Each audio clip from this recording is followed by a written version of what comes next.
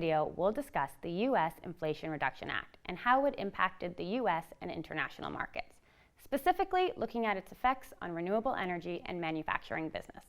I'm Nicole Fitzmaurice, a tax director here in KPMG Ireland, and I'm delighted to have Richard Marcos with me today from our U.S. firm. So, Richard, in simple terms, can you explain what the Inflation Reduction Act aims to achieve? Sure.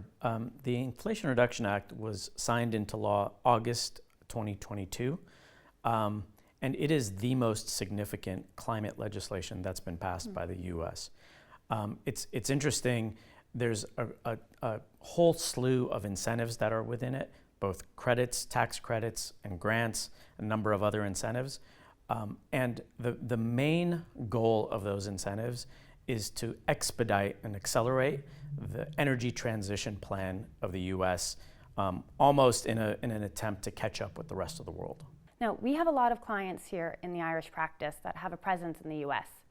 Could you tell me how the introduction of this act is impacting businesses, specifically in the renewable energy and manufacturing practices? I think when we talk about the Inflation Reduction Act, a lot of people just say, well, I'm not generating renewable energy, I'm not a developer. But when you look at the breadth of the companies that are impacted in the different sectors, you can see that all the way from the company that are extracting the minerals, the rare earth and the critical minerals that are coming out of the mines, going into the batteries, to the equipment, the solar panels, and the supply chain, and then just the regular companies that have energy efficient lighting, charging stations, electric vehicles.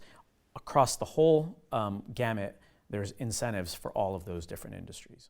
I heard that now, because of the introduction of the act, that hydrogen is now a feasible technology that can be developed in the U.S. Could you tell me more about that? One of the biggest incentives that's out there is the hydrogen production credit. And this credit is quite significant. Before, without this incentive, it didn't make a lot of sense to make these types of investments in hydrogen. But now with this incentive, not only is the incentive there to start these projects of hydrogen production, but also the tax credit on these projects can be immediately monetized, as opposed to a regular tax credit that needs to be used against tax liability. So our budget and finance bill is expected to come next month. What can Ireland learn from other countries' response to the introduction of the Act? Yeah, it is really interesting because I've spoke to a number of different finance committees and a number of different treasury officials, and everybody wants to understand what is the Inflation Reduction Act and how do we respond to it. But we have already seen countries like Canada, the EU Green Deal, Australia are putting out their own responses.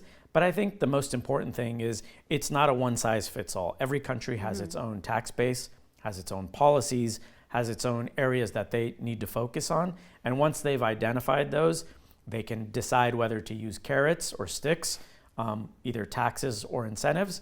But I think that's sort of a decision that needs to be made by every country. Very good insight. Now, as the expert, what are the key takeaways that our clients should be aware of just to make sure they're staying ahead of the curve? Yeah, I mean, I think probably the most important thing is just looking at what the breadth of incentives is out there. Like the Inflation Reduction Act, there's still a number of other incentives around the world. Right now, the ESG agenda is top of mind for the C-suite. All of our clients are very interested in trying to look at their ESG agenda and fulfill it. What I would urge is that the earlier you start to look at that, the earlier you can start looking at, well, are there any incentives that might help fund some of these projects? Because not only is that top of mind for our clients, it is top of mind for governments. And the two marry up in the middle with some type of incentive to say, well, the governments want to incentivize these types of ESG initiatives. So start thinking about it early, because the earlier you look at it, it could completely change the direction of what you invest in. And is this something that you could help our clients, yourself and the rest of the team in KPMG US? Yeah, so KPMG US and actually our whole global credits, grants, and incentives team We focus specifically on that, helping clients from the very get-go look at their initiatives, look at their investments, help them with modeling where they should put their money and where the investments are or where the incentives are. And then next phase of that is helping them secure those funds.